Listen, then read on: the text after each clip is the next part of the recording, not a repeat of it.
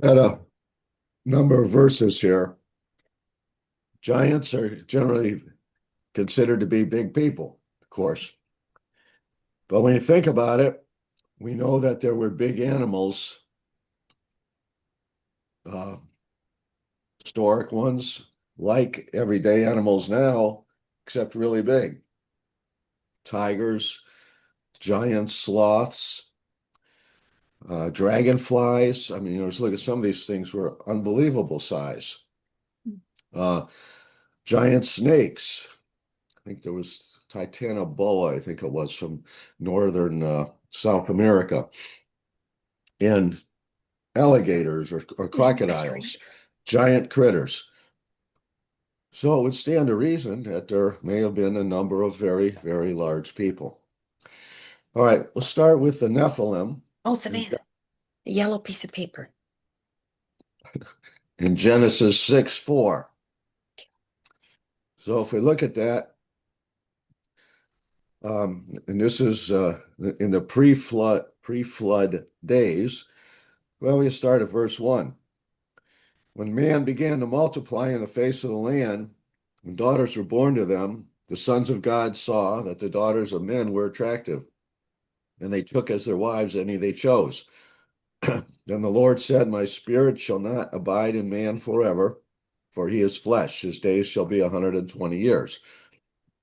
The Nephilim were on the earth in those days, and also afterward, when the sons of God came in to the daughters of men, and they bore children to them. These were the mighty men who were of old, the men of renown.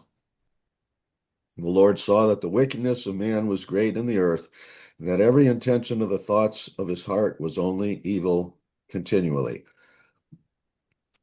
So the Nephilim, there's that. Some have the idea that the sons of God were angels, and they came down and married these women and all this, but that goes against Jesus' teaching anyway, where he says, in heaven we will be as the angels, not marrying or giving in marriage and so forth. So it's generally believed there was a godly race that followed uh, Seth's line, and then there was, the kind of the evil group, and it appears Nephilim were that. It appears that the Hebrew word Nephilim means the fallen ones.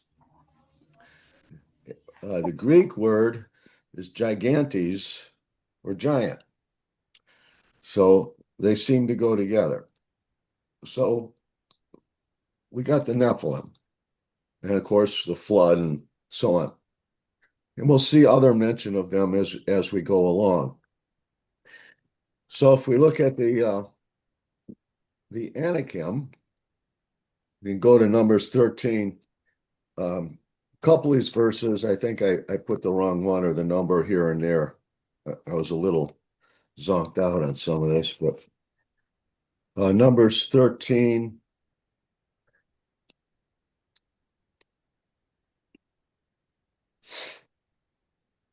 Hmm. 13:22. They went up into the Negeb and came to Hebron. Ahiman, Sheshai, and Talmai, the descendants of Anak, were there.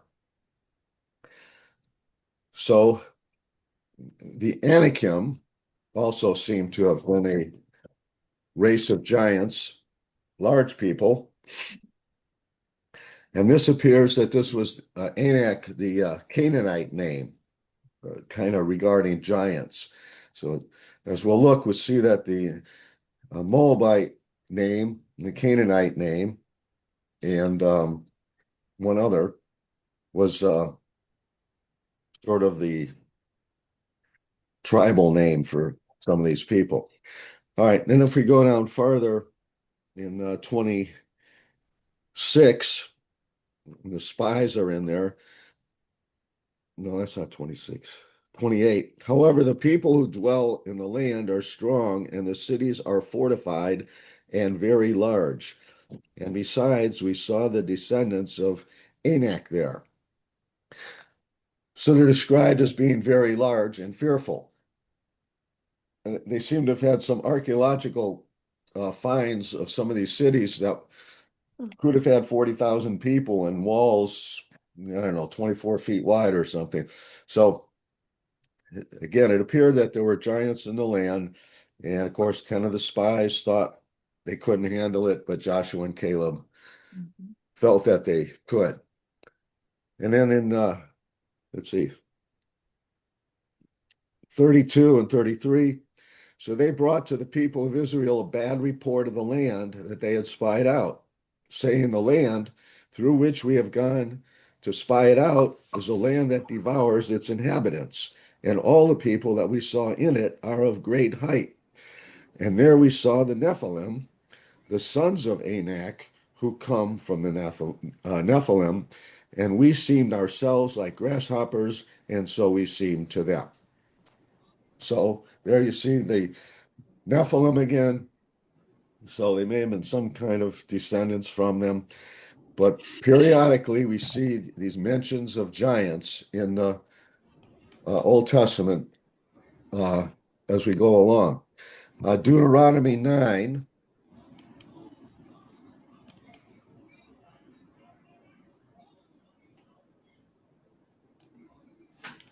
Deuteronomy 9, 1 through 2.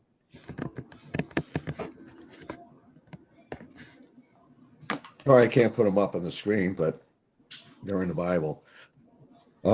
Here, O Israel, you are to cross over the Jordan today to go in to dispossess nations greater and mightier than you, cities great and fortified up to heaven, a people great and tall, the sons of the Anakim, whom you know, and of whom you have heard it said, who can stand before the sons of Anak? Know therefore today that he who goes over before you as a consuming fire is the Lord your God. He will destroy them, and so on. So here we have mentioned again the sons of the Anakim, sons of Anak, a people great and tall. So in this day and age, people of great stature, is a time of physical warfare. So it would be they would be physically imposing. So, all right. Then we have the Amorites. We know we've had mention of them. The iniquity of the Amorites is not yet full, and so on. So Amos 2, farther along, which is quite a bit afterwards, Amos 2, verse 9.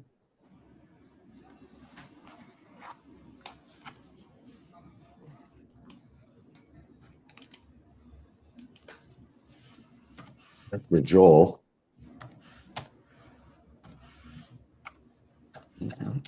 I got it.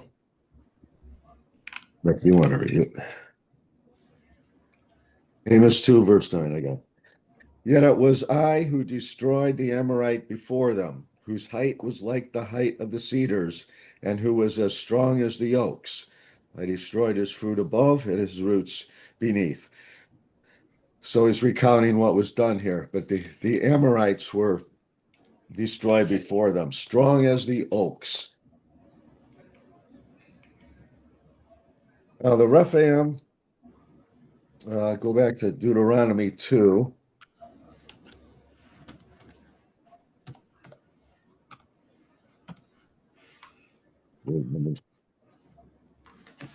Deuteronomy 2, verse 11.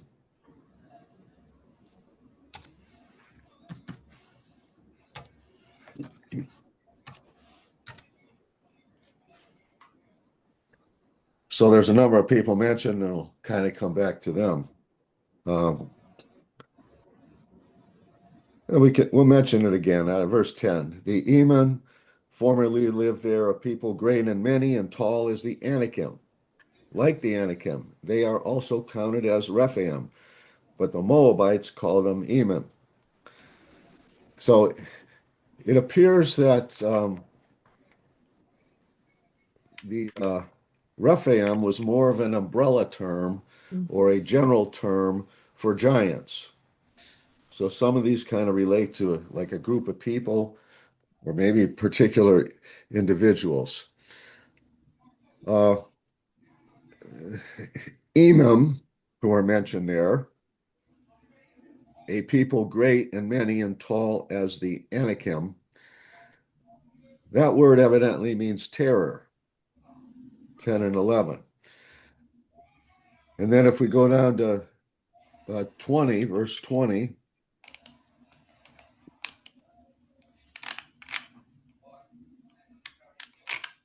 it's also counted as a land of Rephaim. Rephaim formerly lived there, but the Ammonites called them Zamzummim, a people great and many and tall as the Anakim.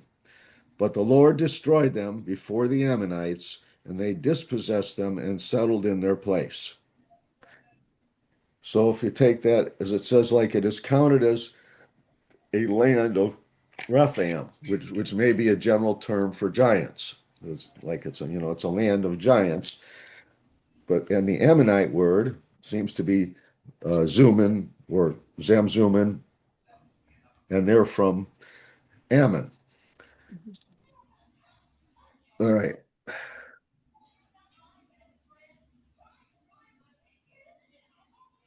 Genesis 14:5.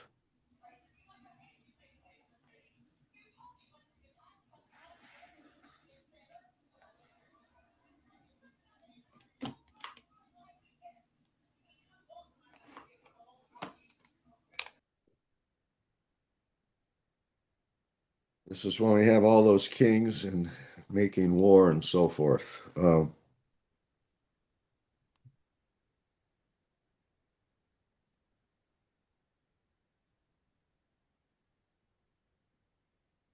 Well, verse 3, and all these joined forces in the vale of Siddim, that is the Salt Sea. 12 years they had served Chedorlaomer, but in the 13th year they rebelled. The 14th year, Chedorlaomer and the kings who were with him came and defeated the Rephaim in Ashtaroth, Karnaim, the Zuzim in Ham, the Emim in Shava, Kiriathaim, and the Horites in their hill country of Seir as far as El Paran on the border of the wilderness. And then they turned back and came to Emmispat, that is Kadesh, and defeated all the country of the Amalekites and also the Amorites who were dwelling in Hazazon Tamar. If you happen to have a map there, it helps to look at some of these places and you can see where they are, but they're going down pretty far in the south there. So you've got these names again, Rephaim, the Zuzim, and Ham. And let's see, some feel that as a um, descendants of Ham or something, but there's another area called Ham something. I can't think where it is now, and that seems like what they were referring to. Uh, the Hamathites were from Canaan, so that's probably what it is. All right, let me see what I have here. All right, let's look at Og, king of Bashan or Bashan. Deuteronomy 3.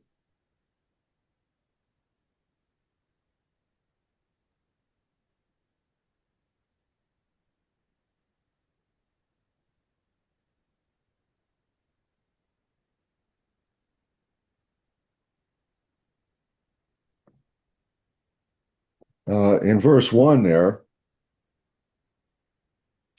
then we turned and went up the way to Bashan, and and this is all territory on the east of the Jordan, side opposite the Mediterranean Sea. And Bashan is a chunk of it is north of the Sea of Galilee, and then some of it is south, and then below that is Ammon for the Ammonites. And Og, the king of Bashan, came out against us, he and all his people, to battle at Edrei. But the Lord said to me, do not fear him, for I have given him and all his people and his land into your hand. and you shall do to him as you did to Sihon, the king of the Amorites, who lived at Heshbon. So the Lord our God gave into our hand Og also, the king of Bashan, and all his people, and we struck him down until he had no survivor left. And they took all his cities, 60 cities from the kingdom of Og in Bashan. And once again, the description of these cities. All these were cities fortified with high walls, gates, and bars, besides very many unwalled villages. And we devoted them to destruction and so forth. So we took the land at that time out of the hand of the two kings of the Amorites who were beyond the Jordan, from the valley of the Arnon to Mount Hermon. And he goes on, in all these cities of the kingdom of Og in Bashan. For only Og, the king of Bashan, was left of the remnant of the Rephaim. So he evidently was a descendant of the giants. Behold, his bed was a bed of iron. Is it not in Rabbah of the Ammonites? In other words, the bed was still there. 9 cubits was its length, and 4 cubits its breadth, according to the common cubit. How long was a cubit? 18 inches. How many? 18 inches. Yeah, 18 inches. That was the common cubit. And then they had the royal cubit, which might have been 21 inches or so, but generally it was a common cubit. So the bed was about 13 and a half feet long, at least, and 6 feet wide. Some say the description could be more of a sarcophagus or coffin, but those were generally made out of other materials anyway, and it probably was the bed of iron. So, and he might have been just a little bit smaller than his bed, but he was a pretty big guy. So, you know, he's 13 feet tall. So these characters that they conquered were quite fearsome, I think. Let's look at Joshua chapter 12.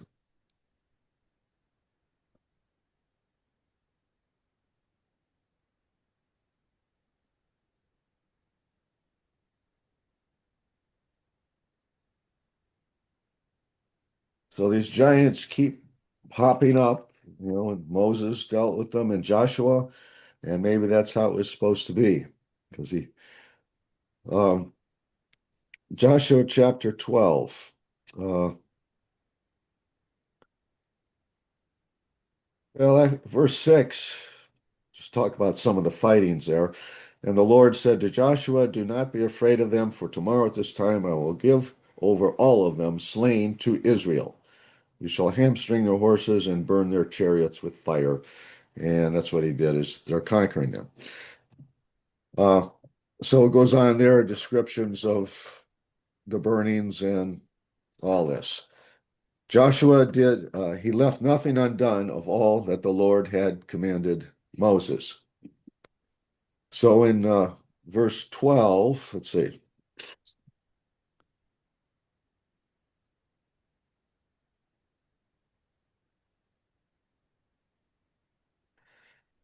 All the cities of those kings and all their kings Joshua captured, struck them with the edge of the sword, devoting them to destruction, just as Moses, the servant of the Lord, had commanded. All right. What I wanted to say here.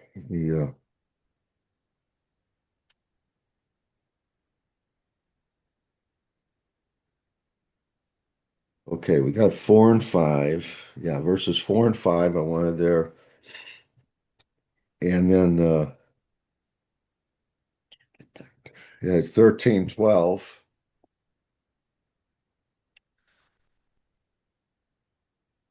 Actually, 11, 21. That's what I want. Joshua came at that time and cut off the Anakim from the hill country, from Hebron, from Debir, from Anab, and from all the hill country of Judah, and from all the hill country of Israel. Joshua devoted them to destruction with their cities. There was none of the Anakim left in the land of the people of Israel. So Joshua fights against them.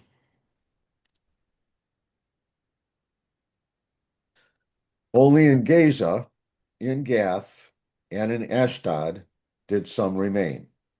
So Joshua took the whole land according to all that the Lord had spoken to Moses. Joshua gave it for inheritance to Israel according to their tribal allotments, and the land had rest from war.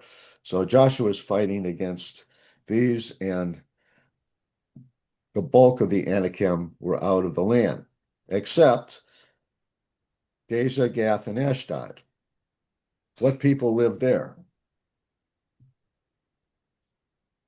Was the Philistines? The Philistines, yes. So these were the cities. There were 5 cities, main ones of the Philistines, but Gaza and Gath and Ashdod. All right. So then, of course, the most famous giant is Goliath. So 1 Samuel 17. Hmm.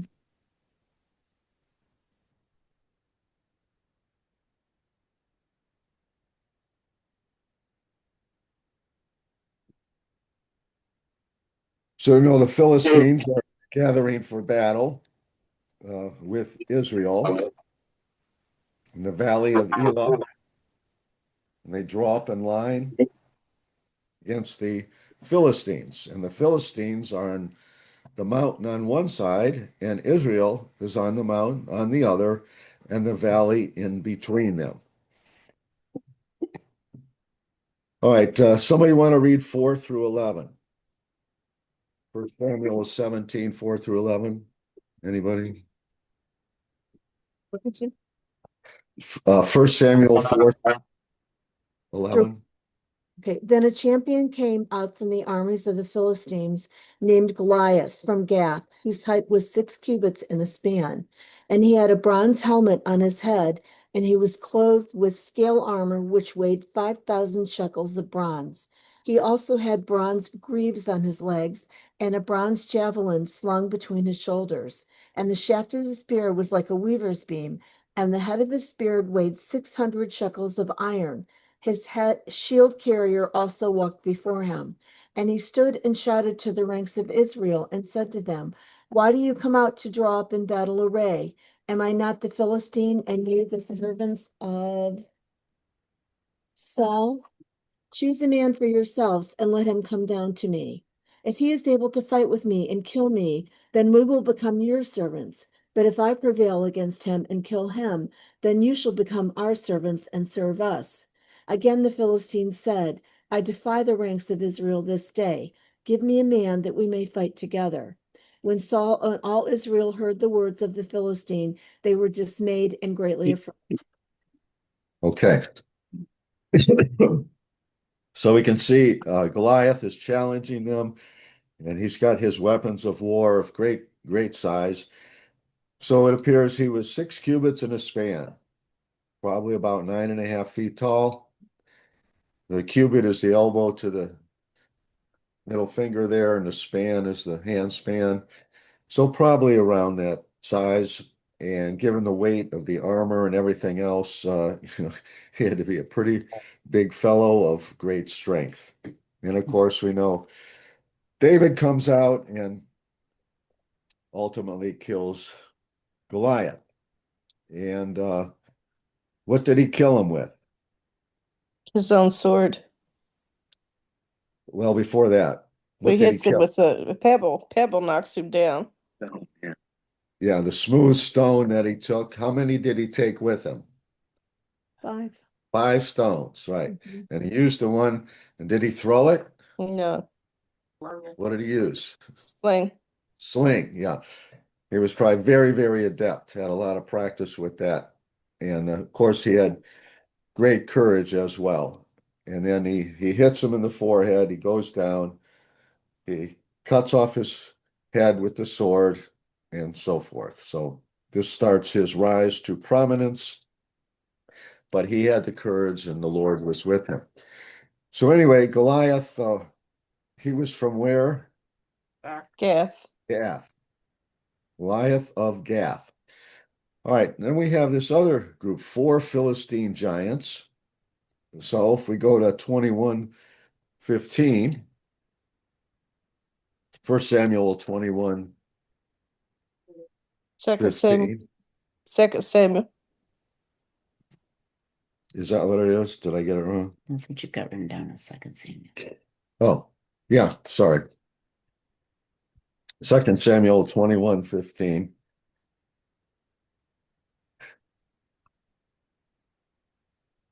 So Saul is dead now, of course, and the Philistines had hung up the bones of Saul and Jonathan. And so, verse 15, there was war again between the Philistines and Israel, and David went down together with his servants, and they fought against the Philistines. And David grew weary. And Ishbi-benob, one of the descendants of the giants, whose spear weighed 300 shekels of bronze, and who was armed with a new sword, thought to kill David. But Abishai, the son of Zeruiah, came to his aid and attacked the Philistine and killed him. Then David's men swore to him, "You shall no longer go out with us to battle, lest you quench the lamp of Israel." So, as it says, David grew weary. So they don't really want David, the leader, to be out there anymore doing this stuff. So Abishai took out Ishbi-benob, one of the giants. All right. Then, as it continues, and after this, there was again war with the Philistines at Gob. Then Sibbecai, the Hushathite, struck down Saph, who was one of the descendants of the giants. And there was again war with the Philistines at Gob. And Elhanan, the son of Jeri Oregim, the Bethlehemite, struck down Goliath the Gittite, the shaft of whose spear was like a weaver's beam. Sort of sounds like Goliath, but we'll look at another account here.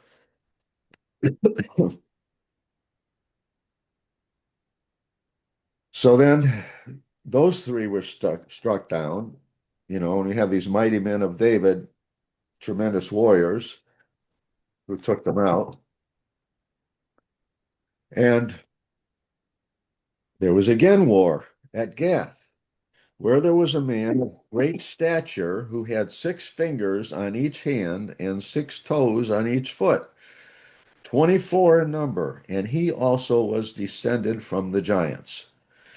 And when he taunted Israel, Jonathan, the son of Shimei, David's brother, struck him down.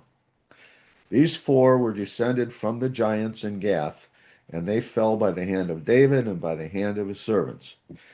So this last fellow, who was very large, was not named, but he taunts Israel just like Goliath did. And David's nephew, evidently Jonathan, takes him out. All right, we got a parallel account in 1 Chronicles 20.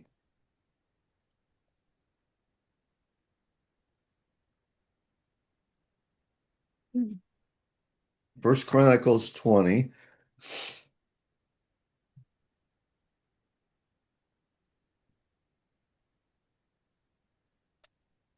In fact, at the beginning there of 20, in the spring of the year, the time when kings go out to battle, Joab led out the army and ravaged the country of the Ammonites and came and besieged Rabbah. But David remained at Jerusalem. Joab struck down Rabbah and so forth. He gets the crown, the weight of talent of gold. It was a precious stone. It was put on David's head. They got great spoil and all this. What don't they mention here in First Chronicles at this time? What famous event, which happened in the spring of the year when kings go out to battle and David remained at Jerusalem? Bathsheba. Bathsheba. Yeah, this was the time, but doesn't choose to mention it this time. But anyway, so following this, there at verse 4, and after this there arose war with the Philistines at Gezer. Then Sibbecai the Hushathite struck down Sippai, who was one of the descendants of the giants. So some of the names are slightly different, and the Philistines were subdued. And there was again war with the Philistines, and Elhanan, the son of Jair, struck down Lami, the brother of Goliath the Gittite. So I think that explains the other verse. The shaft of whose spear was like a weaver's beam. And there was again war at Gath, where there was a man of great stature who had 6 fingers on each hand and 6 toes on each foot, 24 in number, and he also was descended from the giants. And when he taunted Israel, Jonathan, the son of Shimeah, David's brother, struck him down. These were descended from the giants in Gath, and they fell by the hand of David and by the hand of his servants. So Goliath had this group. He was from this group of giants, evidently in Gath, of the Philistines. And these other ones also seemed to be a lot like him. And David's men took care of them. So just kind of interesting, I think. Thereafter, I don't think there's any messages of Philistine giants. But in First Chronicles, if we back up there to chapter 11,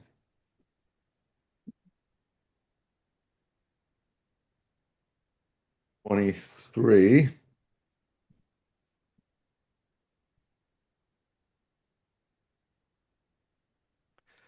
we have this Egyptian giant.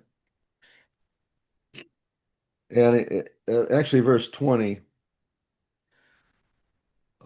we see Abishai again, brother of Joab, chief of the 30, the mighty men of David.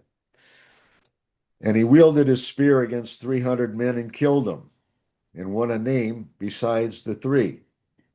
He was the most renowned of the 30 and became their commander, but he did not attain to the 3. So he really had some tremendous men of war. And Benaiah, the son of Jehoiada, was a valiant man of Kabzeel, a doer of great deeds. He struck down 2 heroes of Moab. He also went down and struck down a lion in a pit on a day when snow had fallen. And he struck down an Egyptian, a man of great stature, 5 cubits tall.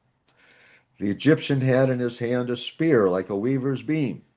But Benaiah went down to him with a staff and snatched the spear out of the Egyptian's hand and killed him with his own spear. Quite renowned, but yet not to the other 3. But nevertheless, this Egyptian, 5 cubits tall, so about 7.5 feet tall. So he's a giant. He goes against him with a spear. He's got his staff. He evidently somehow disarms him and kills him with his own spear. So the Egyptians here and there had a person of great stature. And then we can also go to 2 Samuel 23. We finish up here.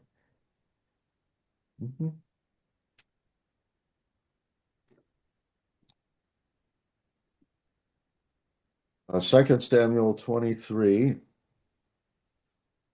and 21.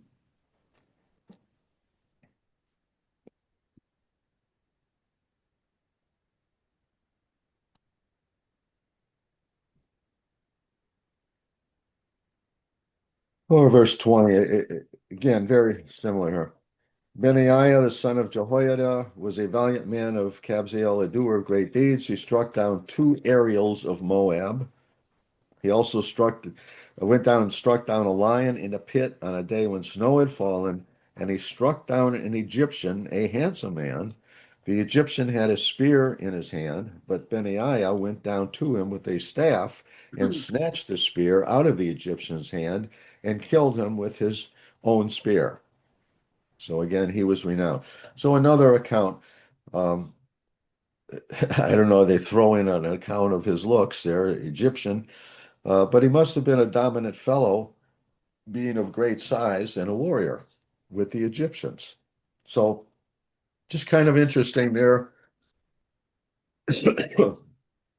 There's more accounts of these various giants than we might think, and they kind of show up over and over. Uh, so we see them from various times coming up in Genesis and Joshua and First Samuel and so on. So I guess what can we learn? I mean, we're still fighting giants today. In the first century, Jesus was there in his ministry.